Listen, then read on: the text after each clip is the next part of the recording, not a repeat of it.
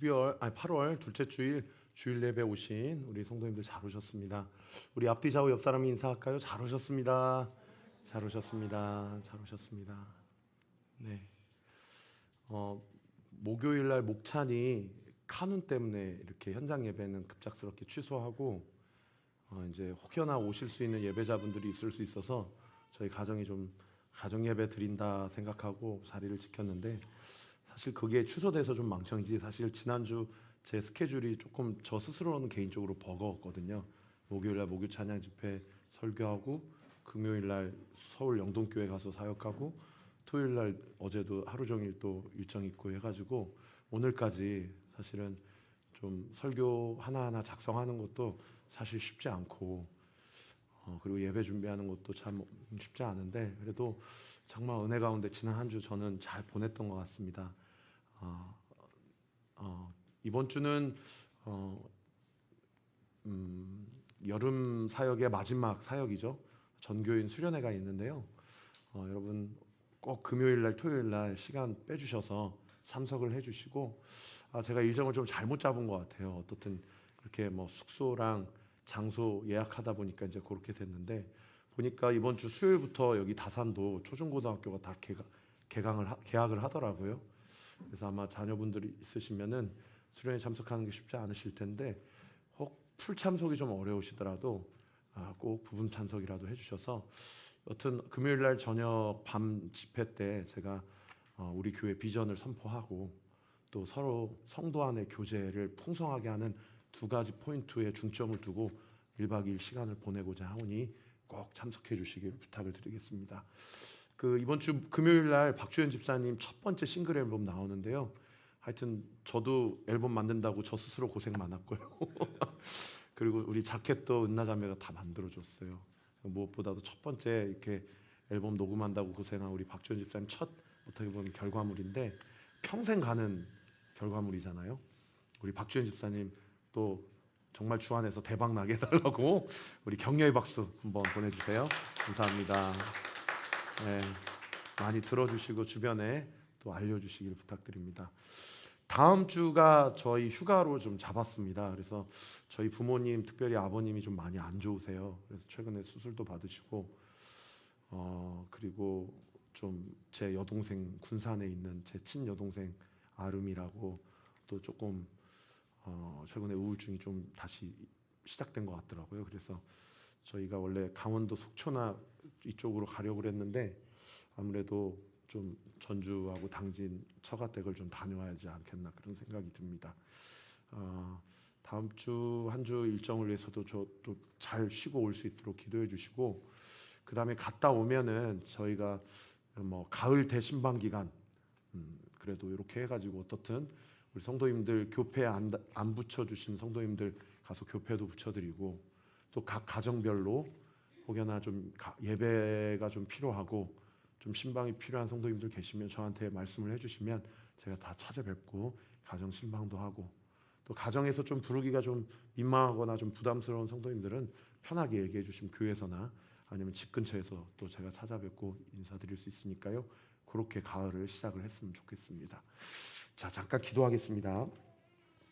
하나님 아버지 감사합니다. 어느새 입추가 지났다고 합니다.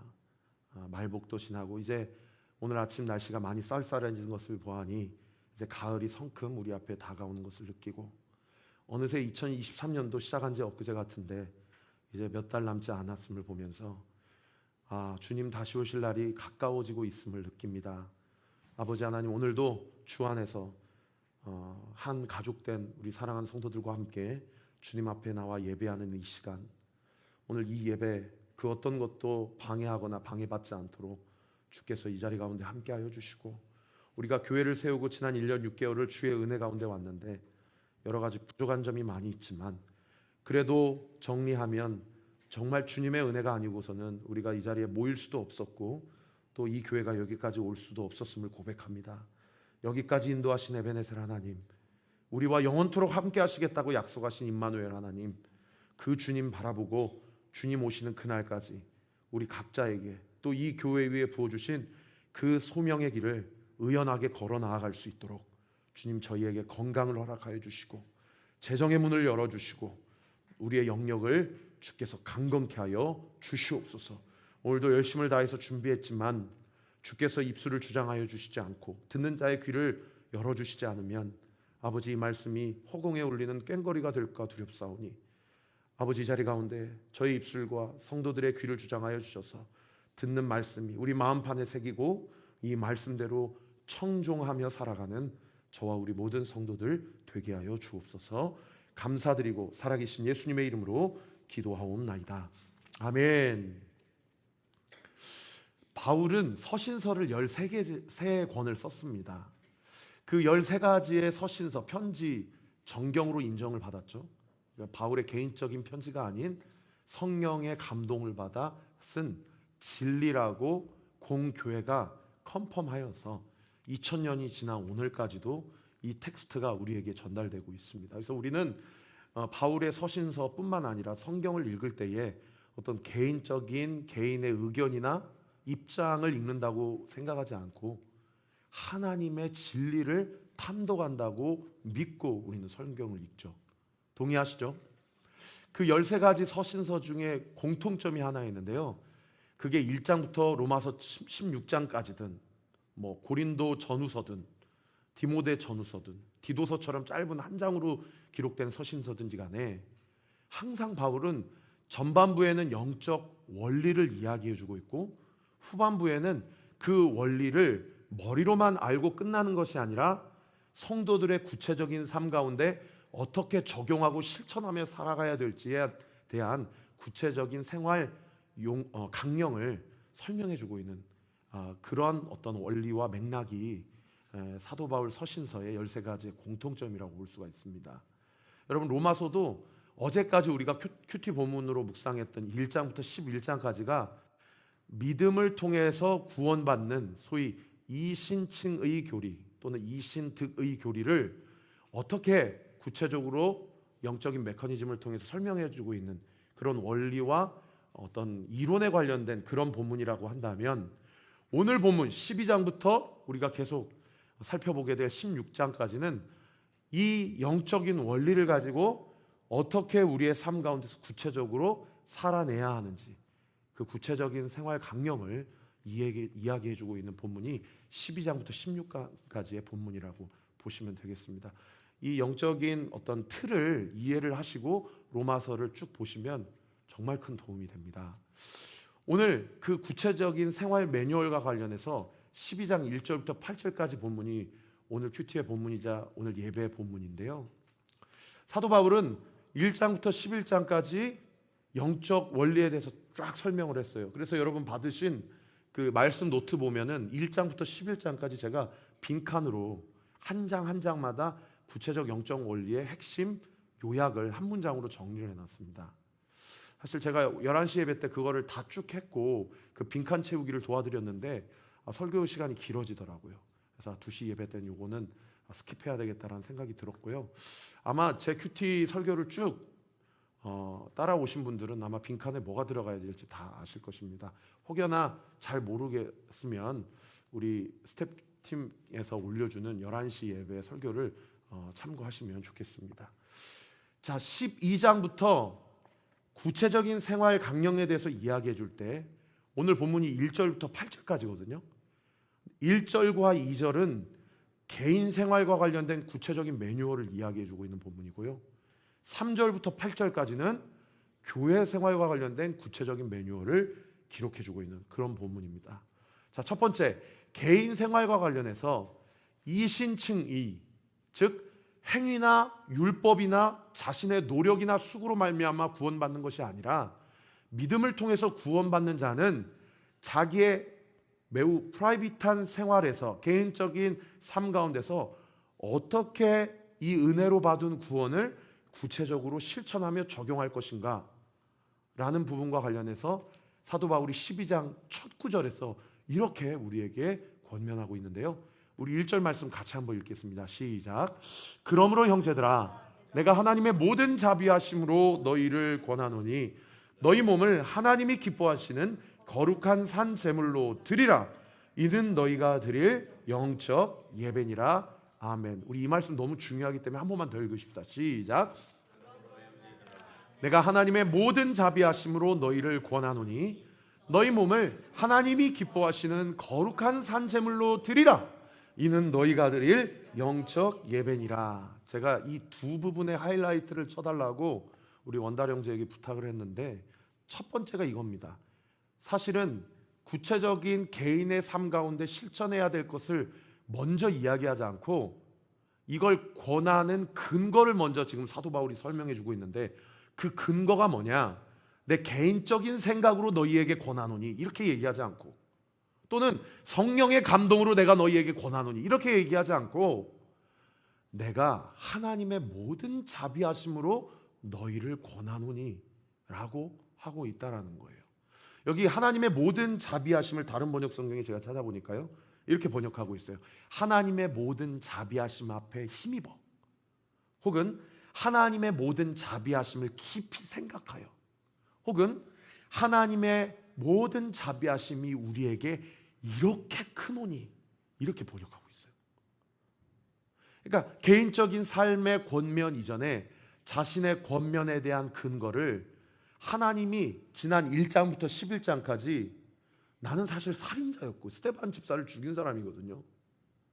그리고 나는 박해자였고 나는 교회를 무너뜨리려고 했던 자였는데, 하나님의 불강력적인 거부할 수 없는 그 주님의 은혜가 나를 구원해 주시고 나를 인치시고 나를 하나님의 사람, 예수 그리스도의 복음을 전하는 영광스러운 직분으로 나를 불러주셔서, 사실 나는 그 은혜와 자비가 아니고서는 이 편지를 쓸 수도 없을 뿐더러 지금까지 이렇게 각 세계를 돌아다니면서 복음 전도도 할 수 없는 그런 죄인 중에 괴수인데, 내가 그런 하나님의 자비와 은혜하심을 받았고 그것을 깊이 생각하여 내가 너희에게 권면한다 라고 이야기를 하고 있는 그런 본문이죠. 그래서 저는요,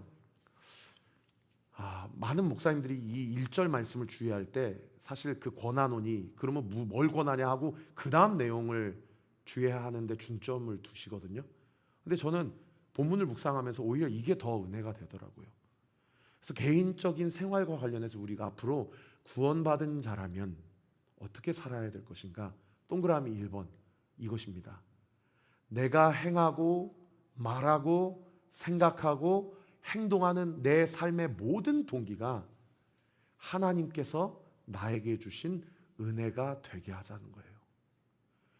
그렇지 않으면 권하지도 말자는 거죠. 내가 무엇을 권면하든지, 내가 어떤 생각을 품든지, 내가 어떤 행위로 실천에 옮기든지 간에 나의 모든 동기가 하나님이 나에게 주신 은혜가 되게 하라. 할렐루야. 어제 복음 세미나에 백승남 교수님이 한 교회 당회를 말씀해 주시면서 그런 얘기를 하시더라고요. 한 당회장 담임 목사님이 장로님들과 교회의 여러 가지 현안에 대해서 논의하고 결정을 내려야 되는데, 어떤 당회는 막 2시간, 3시간 이렇게 끝나질 않아요. 갑론을 막 하며. 왜요? 다 자기 생각이 교회를 위한 생각이고, 다 자기 생각이 교회의 가장 최고의 의견이라고 생각하고 이야기하기 때문이라는 거죠. 근데 그 교회 목사님이 그렇게 얘기하셨다라고 합니다. 지금부터 성령께서 나에게 주신 생각이 아니면 우리 말하지 마십시다. 그러니까 세상에 그 당회에서요, 자기 의견을 내는 장로님이 한 분도 안 계시더래요. 그런 걸 보면서 교수님께서 그 교회와 당회가 얼마나 건강한 교회인지를 가늠해 볼 수 있는 하나의 지표가 아닌가, 그런 말씀을 하시더라고요. 사랑하는 성도 여러분 개인적인 삶을 하나님 앞에서 살아내시면서 나의 모든 생각과 말과 행동이 내가 이것을 해야 되기 때문에도 아니고, 이것을 해야만 내가 정직하고 진실하고 부지런한 사람임을 증명하기 때문에 해야 되는 것도 아니고, 이것을 해야만 우리 가족이 다 먹고 살 수 있기 때문이도 아니고, 여러분의 모든 삶이 하나님이 나에게 주신 은혜이기 때문에 하는 삶이 되시기를 우리 구주 예수 그리스도 이름으로 축원합니다. 그래서요, 우리는 날마다 묵상하고 붙잡아야 될 것이 뭐냐면, 내가 당했던 억울함, 내가 받았던 상처, 내가 하고 싶은 나의 입장과 변이 아니고요. 우리가 늘 찬양하는 찬양의 한 구절의 가사처럼 받은 복을 세워보아라. 하나님이 나에게 주신 은혜가 무엇인지를 상고하고, 내가 상처를 묵상하는 불쌍한 인생이 아니라 하나님이 이미 나에게 주신 은혜와 사랑에 감격하며 감사하며 기뻐하며 찬양하는, 그래서 나의 모든 삶의 행위가 그분께서 나에게 주신 은혜가 동기가 되는 삶. 아까 11시 예배 때 다 와서 찬양해, 사랑을 주신 주 찬양해, 사랑해 우리 주님, 나에게 생명을 주셨네. 막 우리 상우경제가 코드 리하모니제이션을 너무 잘해가지고 편곡을 멋있게 했는데, 저는 막 앞에서 뛰면서 찬양하면서요, 여러분 그거 아세요? 빠른 곡 찬양하는데 눈물이 나는 거 아세요? 빠른 곡 찬양하는데 막 눈물이 나는 거예요.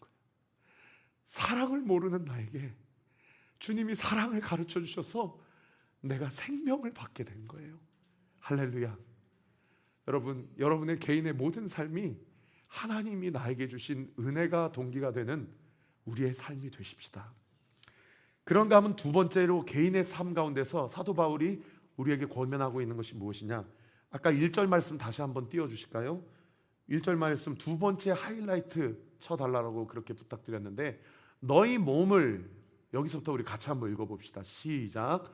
너희 몸을 하나님이 기뻐하시는 거룩한 산 제물로 드리라. 이는 너희가 드릴 영적 예배니라. 자비하심으로 비로소 너희에게 권면하는데, 그 내용이 뭐냐? 너희 몸을 하나님이 기뻐하시는 거룩한 산 제물로 드리라는 것입니다. 여기 하나님이 기뻐하시는 거룩한 산 제물이다를 다른 번역 성경에 제가 찾아보니까요, 본문을 가장 정확하게 직역한 해석이 어떤 해석이 있는 거 아니? 한번 들어보세요. 나의 삶 자체가 하나님이 기뻐하실 만한 거룩한 산 제물로 바친 상태가 되도록 그 상태 안으로 들어가게 하라. 그러니까 헬라어 본문을 가장 직역한 그런 번역이에요. 여기 바친 상태로 들어가게 하라, 개역개정 성경에 산 제물로 드리라 라는 이 드리라라는 헬라어를 다른 번역 성경에서는 뭐라고 직역하고 있는 거 아닌 맡기라, 혹은 그분의 마음대로 쓰실 수 있도록 너의 삶과 몸을 그분에게 내어드리라, 이렇게 번역을 하고 있다라는 것입니다. 어제 복음 세미나 들으면서 백 교수님의 이야기를 들으면서 제가 사실은 몇 주 동안 믿음에 대해서 설교하면서 믿음과 신념의 차이가 무엇인지를 함께 나눴잖아요. 백 교수님 저보다 더 신학적으로 또 원어적으로 탁월하게 아주 분명하게 이렇게 정리를 해주시더라고요. 피스티오, 피스토스, 이렇게 세 가지 단어로 이렇게 정리를 해서, 처음에 내가 예수님을 영접하겠다라고 고백하고 주님을 믿기로 결단한 그 믿음, 그리고 그 믿음 가운데 그 다음 피스티오는 뭐예요? 예수 그리스도와 함께 십자가에 달려 죽었다. 그러므로 이제는 내가 사는 것이 아니라 그리스도께서 사시는 삶을 내가 함께 사는 삶이다. 그 피스티오의 삶이 피스토스까지 이르나면 어떻게 돼요? 성화의 삶, 그리스도와 함께 살아가는 삶으로, 똑같이 피스티오, 피스토스 같은 믿음의 단어인데 믿음과 신념의 차이가 무엇인지를 명확하게 본문을 근거로 설명을 해주시더라고요. 유기성 목사님이 그런 얘기를 하셨어요. 여러분, 정말 예수님이 십자가에 달려 돌아가신 그분의 죽음이 나의 죽음임을 믿으십니까? 나는 죽고 예수로 산 사람의 삶을 그렇게 설교를 하고 내려오는데, 한 성도님이 목사님을 찾아와서 그런 질문을 하더래요. 목사님, 나는 내 몸이 이렇게 살아있는데 어떻게 예수님이 2000년 전에 골고다 언덕에서 십자가에 달려 죽으신 그 죽음이 나의 죽음이라고 내가 여길 수 있느냐? 나 이렇게 살아있지 않느냐? 나 사실 잘 안 믿어진다. 진짜 용기 있는 성도 아닙니까?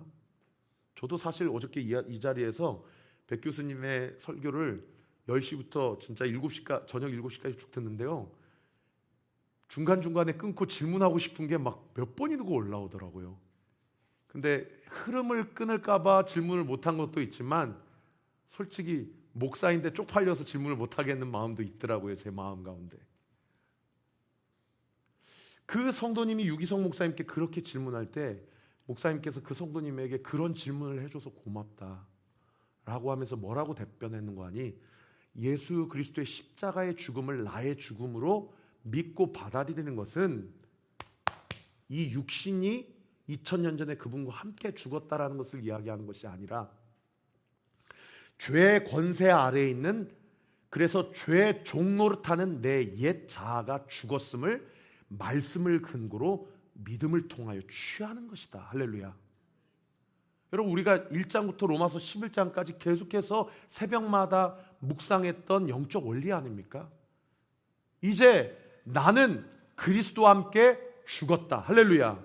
그 죽음은 내가 지금 죽어서 오늘 밤에 장례식 치러야 되는 그 죽음을 이야기하는 것이 아니라 내가 예전에는 죄의 종노릇하는 사람으로 사는 내 자신이 이제는 이 말씀을 통하여서 믿음으로 이 말씀을 취하여 나는 더 이상 죄의 종노릇하는 죄의 노예가 아니라 이제는 죄 아래에 있는 삶이 아닌 은혜 아래에 있는 삶이다. 할렐루야. 은혜 아래서 의의 종이 되어, 다른 말로 예수 그리스도의 종이 되어서 예수 그리스도께서 하라 하시는 대로 하고, 예수 그리스도께서 말하라 하시는 대로 말하고, 예수 그리스도께서 품으라 하시는 대로 품는 삶, 그 삶이 오늘 보면 로마서 12장 1절 말씀에 너희 몸을 하나님이 기뻐하시는 거룩한 산 제물로 드리라, 바치라, 맡기라, 그분께 너의 인생의 컨트롤 타워를 내어드리라 라는 의미라는 것이죠. 할렐루야. 사랑하는 성도 여러분, 날마다 예수 그리스도께서 나와 함께 하심을 믿으십니까? 여러분, 예수님이 나와 함께 하기는 하지만 예수님이 나와 함께 하심으로 예수님이 나의 삶 가운데 행하시는 일들이 무조건 나의 삶 가운데 드러나는 삶을 살 수 있는 것은 아니에요.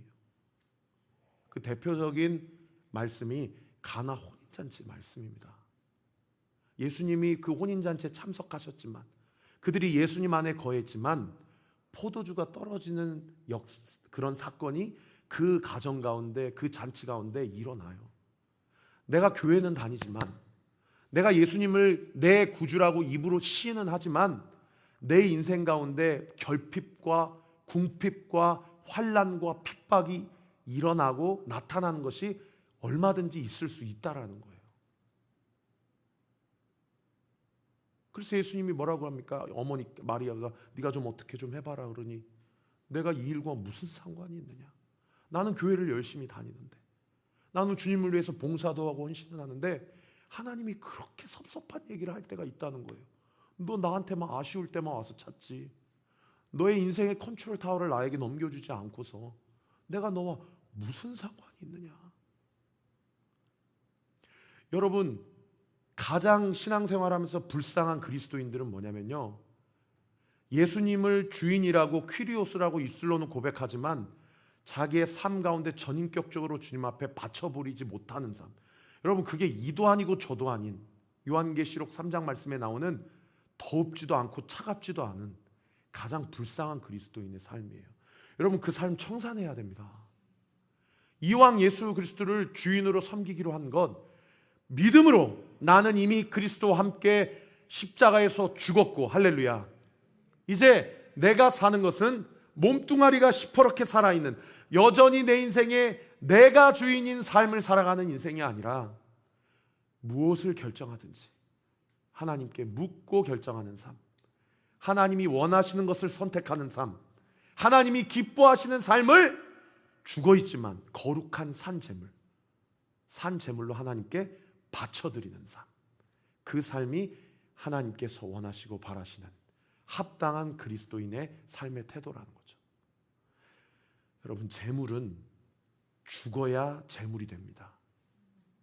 오늘 본문에 산 제물로 드리라는 것은 너는 이미 죽었다, 살아있는 것 같지만 네가 살아있는 것은 그리스도께서 네 안에 사시는 삶으로 살아가는 삶이다 라는 것을 강력하게 우리에게 대변해주고 있는 그런 말씀인 것이죠. 개인적인 생활과 관련해서 동그라미 1번, 2번 두 가지를 우리에게 정리해 볼 수 있어요. 첫 번째, 내가 행하는 모든 생각과 행동의 동기가 하나님께 받은 은혜가 되게 하는 것. 두 번째, 하나님이 기뻐하시는 거룩한 산 제물로 나의 삶을 온전히 주님 앞에 내어드리는 것. 그런 삶을 살 때에 그 삶의 결과가 2절 말씀에 세 가지로 주어집니다. 우리 12장 2절 말씀 같이 한번 읽어봅시다. 시작. 너희는 이 세대를 본받지 말고 오직 마음을 새롭게 함으로 변화를 받아 하나님의 선하시고 기뻐하시고 온전하신 뜻이 무엇인지 분별하도록 하라. 나의 삶을 거룩한 산제물로 주님께 바치고 나의 모든 삶의 동기가 주의 은혜가 되게 하면요, 세 가지의 역사가 나타난다고 2절 말씀에 기록되어 있는데요, 2절 말씀 보시면 이 세상을 본받지 않고 마음이 새롭게 됨으로 변화를 받게 되며 내가 큰 선택부터 작은 선택에 이르기까지 하나님이 기뻐하시는 뜻이 무엇인지 분별할 수 있게 된다라는 거예요. 다시요. 나의 모든 삶의 동기가 하나님이 나에게 주신 감사와 은혜가 되게 하고 나의 모든 삶이 살아있지만 나는 죽은 재물이고 내가 살아있는 것은 그리스도께서 사는 삶을 사는 삶임은 주님 앞에 고백하며 나의 모든 인생의 결정권과 컨트롤 타워를 주님께 내어드리면 주님이 나에게 이 세상 가운데서 내가 본받지 않게 되는 삶, 그리고 마음이 새롭게 되고 변화되는 삶, 그리고 하나님이 공급해 주시는 영적 분별력을 공급받게 된다는 것입니다. 여러분, 신앙생활 하시면서 오늘 말씀 들으시고 내가 잘 알고 있었지만 혹은 알고 있으나 잘 되지 않은 모든 부분들에 대해서 오늘 이 말씀을 믿음으로 취하고 여러분의 삶 가운데 끊어낼 것이 있다면 끊어내시고 여러분의 삶 가운데 다시 한번 붙잡고 취해야 될 것이 있다면 믿음으로 취하는 우리 사랑하는 온누교회 성도들 되시기를 예수님의 이름으로 축원합니다. 그런가 하면 두 번째로요, 교회 생활과 관련해서도 오늘 3절부터 8절까지 두 가지를 우리에게 이야기해 주고 있어요. 우리 3절 말씀 같이 한번 읽어보겠습니다. 시작. 내게 주신 은혜로 말미암아 너희 각 사람에게 말하노니 마땅히 생각할 그의 생각을 품지 말고 오직 하나님께서 각 사람에게 나누어 주신 믿음의 분량대로 지혜롭게 하라. 자, 여기 3절 말씀도 제가 하이라이트 부탁은 안 드렸었는데 첫 부분에서 보십시오. 교회 생활과 관련해서 권면할 때 내게 주신 무엇으로 말미암아요? 은혜로 말미암아 너희에게 권하노니, 이렇게 돼 있어요. 그러니까 아까 1절 말씀도 뭐예요? 하나님의 모든 자비하심으로 권하노니. 여기 3절 말씀도 뭐예요? 내게 주신 은혜로 말미암아 너희에게 말하노니. 사도 바울은 말하든 행하든 취하든 모든 것의 그 근거가 뭐예요? 하나님의 은혜라는 거예요. 할렐루야. 여러분, 하나님의 은혜로 시작해서 하나님의 은혜로 끝나는 인생임을 믿으시기를 예수님의 이름으로 축원합니다. 그 은혜대로 권면하는데 교회 생활과 관련해서 내가 너희에게 권면한 첫 번째가 뭐냐? 그 다음 9절 보세요. 마땅히 생각할 그 이상의 생각을 품지 말라. 이 첫 번째 하이라이트를 다른 번역 성경에 찾아보니까요, 너희의 각자 자기 자신을 과대평가하지 말라, 이렇게 번역하고 있어요. 그리고 계속 띄워주시면 두 번째 하이라이트 보시면요, 오직 하나님께서 각 사람에게 나누어 주신 무엇대로 지혜롭게 생각하라 되어 있어요. 믿음의 분량대로. 그래서 저는 이 마땅히 생각할 그 이상의 생각을 품지 말아라를 너희 자신을 신앙생활, 교회생활 하면서 과대평가하지 말아라, 또 믿음의 분량대로 하라는 너희 자신을 과소평가하지 말아라, 이렇게 주의하고 싶어요. 교회 생활과 관련해서 첫 번째 사도 바울이에게 권면하고 있는 것, 이것입니다. 과하게도 하지 말고 부족하게도 하지 말고 믿음의 분량과 분수대로 생활하라고 하는 것이죠. 우리 교회에서 사역하시면서 여러분 너무 과하게 하지 마세요. 너무 과하게 하다가 번아웃 되는 것도 하나님의 은혜를 가립니다. 반대로 너무 몸을 사리지 마세요. 하실 수 있는 건 좀 하세요. 목사 한 사람 제대로 서 있다고 교회가 세워지는 게 아니더라고요. 교회가 그 목사가 얼마나 유명한지, 그 목사가 얼마나 탁월한지, 그 목사가 얼마나 핫한지, 그것 때문에 교회가 개척되고 세워지는 게 아니더라고요. 하나님이 어쩌면 저에게 또는 우리에게 이것을 깨닫게 하시려고 오시는 성도를 홀딩하고 계시는 것은 아닌가, 그런 생각을 하게 돼요. 함께 교회를 세워가면서 과하게 하는 성도님들은 조금 절제하시고, 더 할 수 있는데 몸을 사시는 성도들은 정확하게 스탠스를 정하고 기쁨으로 하실 수 있는 분수와 분량에 맞게 함께 교회를 섬겨주시기를 부탁드립니다. 그런가 하면 두 번째로 6절 상반절 말씀에요, 뭐라고 기록되어 있는 거 아니? 우리에게 주신 은혜대로 받은 은사가 각각 다르다라고 이야기하고 있어요.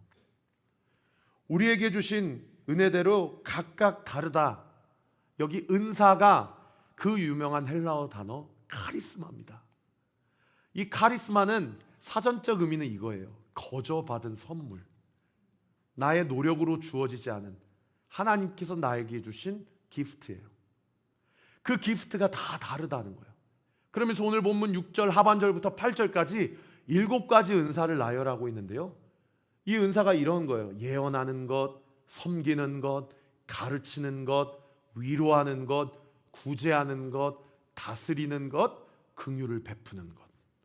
저는 7가지를 쭉 묵상하면서 가장 눈에 들어왔던, 감동이 됐던 은사가 뭐냐면 위로하는 것이었어요. 아, 위로하는 것도 은사구나. 위로하는 것도 은사라는 거예요. 그리고 또 한 가지, 7가지를 쭉 묵상하면서 한 가지를 발견한 게 뭐냐면, 사람들이 사모하고 갖고 싶어하는 은사가 있는가 하면 별로 원하거나 사모하거나 두각을 드러내지 않는 은사도 있다라는 거예요.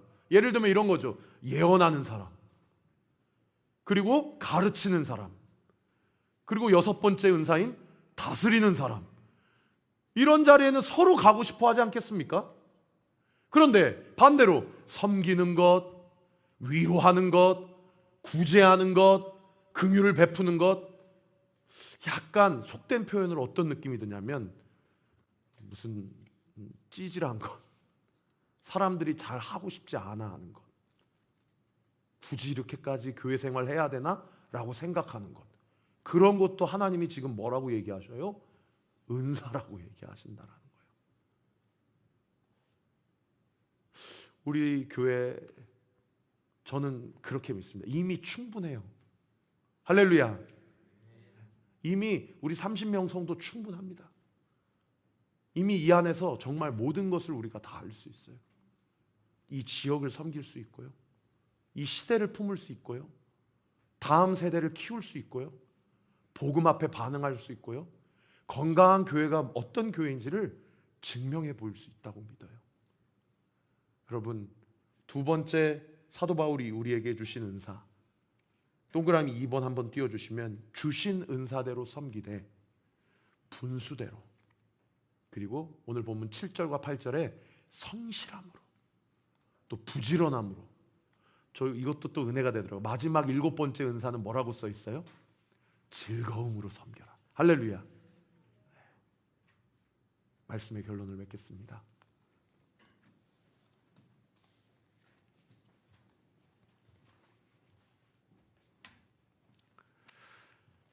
여러분, 우리가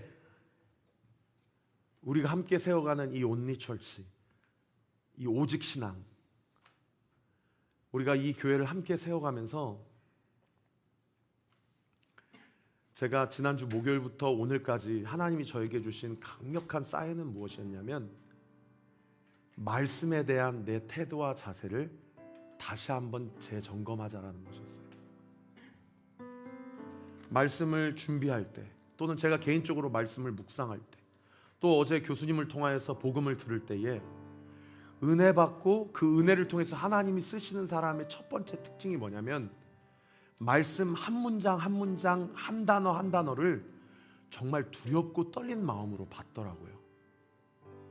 이거는 인간의 말이 아니다. 이건 하나님이 나에게 주신 말씀이다. 여러분, 이렇게 말씀을 받을 때 우리에게 주시는 영적 유익이 무엇으로 직결되는지 아십니까? 우리의 개인적인 또는 실존적인 삶의 필드에서 내 스스로가 진지해집니다. 태도가 진지해져요. 물론 그렇게 말씀하시는 성도님이 있을 수 있겠죠. 그 피곤해서 어떻게 하루하루를 사냐고. 그냥 때로 사람이 쉴 수도 있고 또 영적으로 풀어질 수도 있고 그러다가 또 조이기도 하고 그러는 거 아니겠는가.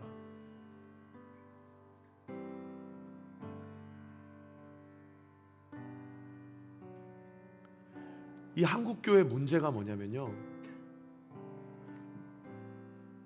거듭나지 않았는데 거듭난 척하는 성도들이 오늘날 교회 안에 너무 많다는 거예요.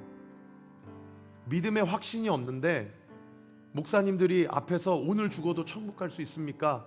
라고 자꾸 부담을 주고 프레셔를 주니까 천국 갈 수 있습니다. 그래야 믿음이 좋은 거니까.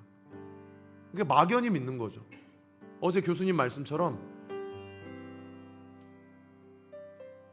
믿기는 믿는데 어설프게 믿는다는 표현을 쓰시더라고요. 정확히 믿는 것이 아니고 어설프게 믿고 어설프게 아니까 자기 삶 가운데 자기의 삶의 열매를 보면 내가 과연 거듭났나? 내가 과연 하나님의 자녀인가? 그러니까 어때요? 말씀이 나에 대해서 말씀하시는 그 말씀이 진리가 아니라 내가 보고 듣고 느끼고 경험하는 게 더 실존적인 것이기 때문에 그게 더 진리인처럼 느껴져요. 그 문제는 뭡니까? 그 틈을 타고 사탄 마귀가 우리를 참소한다는 거예요. 너 봐, 야, 네가 무슨 교회 다니는 사람이냐, 네가 무슨 하나님의 자녀냐, 이렇게 틈을 타고 우리를 참소하고 공격한다는 겁니다. 사랑하는 성도 여러분, 제가 분명하게 이 시간 선포합니다. 여러분, 내 삶의 열매가 진리가 아니고 내 삶의 연약함의 결과가 진리가 아니라 말씀이 진리임을 믿으시기를 예수님의 이름으로 축원합니다. 이미 우리는 죄 아래서 종노릇하는 자가 아니요 은혜 아래에 있는 자요 예수 그리스도와 함께 십자가에서 죽은 자들입니다.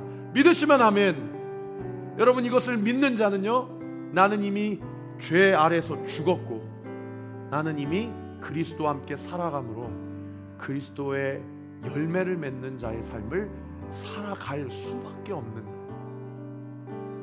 그렇게 함께 살아갈 때에 개인의 삶 가운데서 어중쩡하게 입술로는 믿는다고 고백하지만 삶 가운데서도 여전히 컨트롤 타워의 핵심 핸들링을 내가 하고 있는 삶이 아니라 그런 너무나도 표리부동한 자의 삶이 아니라 믿고 말하고 전하는 바를 삶으로 그렇게 살아내는 삶, 그래서 말과 행동과 삶이 일치되는 삶, 그러한 사람 산 재물을 통하여 하나님이 기뻐하시는 자의 삶을 살아가게 되기를 예수님의 이름으로 축원합니다. 그런가 하면요, 그 사람들이 교회에 모여서 교회 생활할 때요, 믿음의 분수와 분량대로 함께 섬기며 주신 은사대로 살아갑니다. 할렐루야. 그래서 우리 아까 찬양한 거 있잖아요. 주께 닿은 삶, 주님의 호흡에 나의 삶이 닿아 있고 그분의 호흡이 나의 삶의 호흡이 되는 자의 삶은요, 저는 교회에서요 위로가 좀 많았으면 좋겠어요. 교회에서 판단하고 정죄하고 자기 입장과 이야기를 많이 얘기하는 교회가 아니라 그렇게 치열하게 세상 한복판에서 믿고 말하고 행동하는 것을 드러내고 치열하게 삶의 영적 전쟁의 현장 가운데서 살아낸 다음에 주일이든 목요일이든 우리가 함께 모여서 교회에서 만나서 교제하게 될 때에 나 얼마나 그때 힘들었는데, 나 그렇게 살아낸다고 얼마나 고생이 많았는데, 서로 위로해주고 격려해주고 긍휼을 베풀어주고 사랑을 고백해주고. 할렐루야. 여러분, 그런 교회라면 저는 그렇게 믿어요. 우리가 굳이 막 전도 안 나가도요, 우리 안에서 사랑이 풍성하면 그 사랑이 밖으로 흘러갑니다. 믿으시면 아멘. 그렇게 우리가 함께 교회를 세워갈 때 우리가 서로 격려하고 위로하고 사랑함으로 십자가의 길을 걸어가는 그 길이 얼마나 고통스럽고 얼마나 힘겨운 길인데 그 위로와 소망을 통해서 힘을 얻고 걷기 힘들지만 그러나 아예 걷지 못할 길도 아니다. 함께 그 길을 걸어가면서 나 혼자가 아님을 우리가 확인하고 그 길을 의연하게 걸어갈 때에 하나님께서 온리교회를 세우신 분명한 이유와 목적을 우리의 삶을 통해서 온전히 이뤄내실 것을 믿습니다. 우리 주신 말씀 가지고